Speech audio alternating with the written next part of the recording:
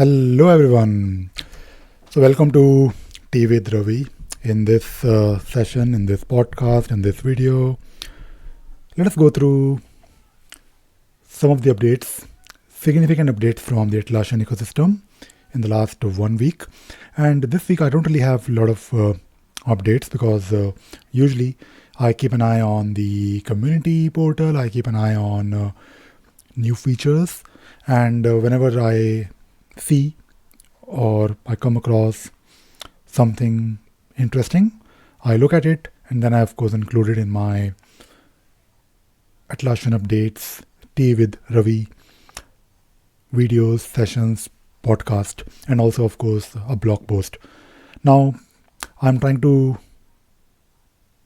shorten the length of these update videos / podcast because I think 10-15 minutes should be more than enough, and the idea here is to make you aware and also learn about new features, new things that are happening. So the first update is actually about Compass. Now Compass is an application from Atlassian which has been there for a while, but I never really used it for doing something useful, to be honest. Now when it comes to using Atlassian tools, I not only use the tools myself, but I also help my clients get the most out of these tools. But so far, Compass, although it looks now quite good, I've made videos in the past and I looked at Compass, and I think Atlassian is now also a bit more focused, and they are, I guess, serious about their cloud offerings and their new products, including of course Compass. Now I noticed this post on the community where the product marketing, someone from product marketing is talking about GitHub multi-organization support. So I believe what you can do now is you can have multiple GitHub repositories connected to your Compass, and I believe it has some integration with components. So by the way, if you want to get started with Compass, you can actually do it very easily. For example, if I go to my Compass instance, you can see here, if you're watching this video, of course, that I have tried it in the past. You can create components, and I believe you can have some integration with GitHub. And I need to, of course, evaluate Compass and figure out a way to find some use cases. Or basically, what I'm trying to say is that I want to see if I can use it or not. And I think it is now looking quite interesting. For example, if you go to the app section, there are, few apps.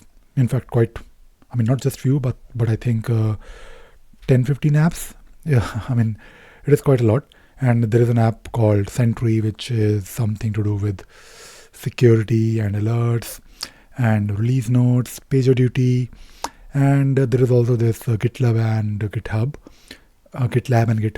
So I have started looking at it, and if I'm able to do something useful, I will definitely let you know. And when I first looked at Compass, my main concern was that why should I use it? Because if you want to have basically a place to have all the links, and you basically want to have like a consolidated view of everything, it makes sense, but you can still do a lot of these things in Confluence. But I'm sure maybe there is some bigger picture which I'm missing, and I will come back to Compass. Usually I come back to these tools, new products, after some time. But good to know that there is a new feature about connecting GitHub repositories, and do give it a try. If you have any ideas on how Compass can be used, or maybe a real world example, I would love to know. The next thing that I want to talk about, it is not really an update. It is basically about eazyBI. Now, I received a lot of requests on my channel related to eazyBI because eazyBI is a popular app for reporting. In fact, it is one of the only apps which can actually be used to do almost any kind of reporting, if not all. And recently, I made a video about using eazyBI to report on data which is from another source. So of course, using eazyBI, you want to report on data from Jira. But good thing about eazyBI is that you can also connect it with a REST API using REST API, you can connect it to another applications. As long as there is a REST API in that particular application, you can connect it to Jira. And more than REST API, I think a better way, or I find it convenient, is to basically use something like a CSV or Google Sheet or database, because when you're talking about Google Sheets, for example, you already have some data which is in processed form. For example, if you want to read from a different tool, you can dump things to Google Sheet, process it, and then when eazyBI is importing it, it is already importing processed data in the right format. When you use REST API, you have to basically configure a lot of things, and the data is not always straight away ready to use. So it can be a problem. But I have shown in this example, in this video, import rates from Google Sheets to create a financial report. Basically, you can pull in your users' rates from a sheet and then use that information to calculate maybe some cost, maybe for your clients. And it is actually very easy, not at all difficult. So do take a look at it, this video. This video is just one of those other videos where I have used and shown how you can use eazyBI to create wonderful reports.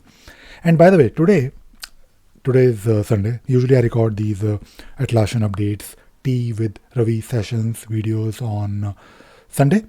And this morning, 6 o'clock my time here in the UK, 6 a.m.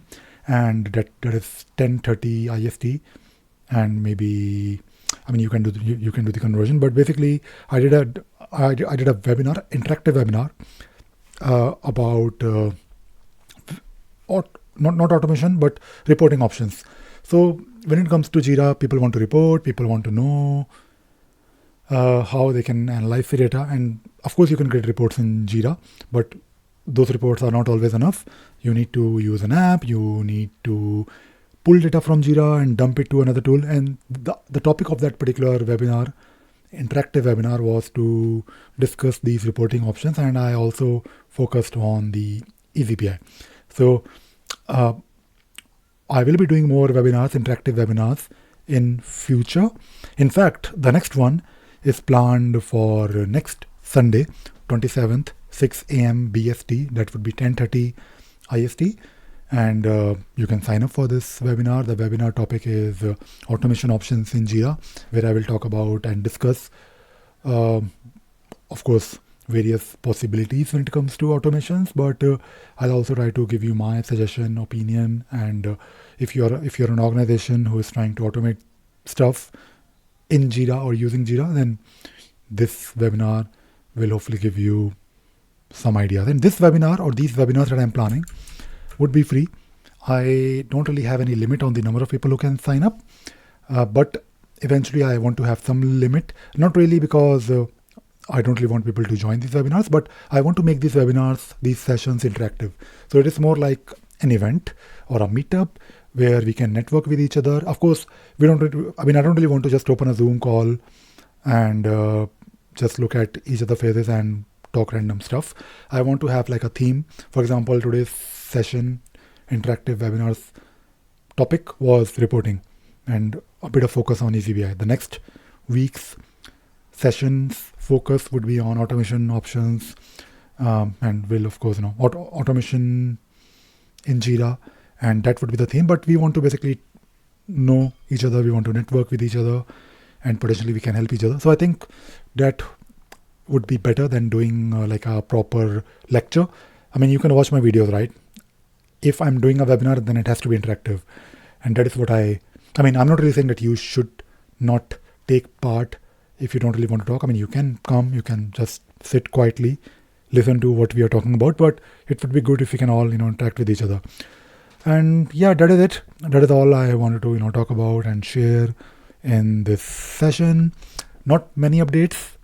this week, but I still wanted to give you some updates because there is always something happening in the Atlassian ecosystem. And that is it. That is it for this week. I hope you enjoyed watching this video. I hope you enjoyed listening to this podcast, and I also hope you learned something new today. Thank you very much. Bye bye.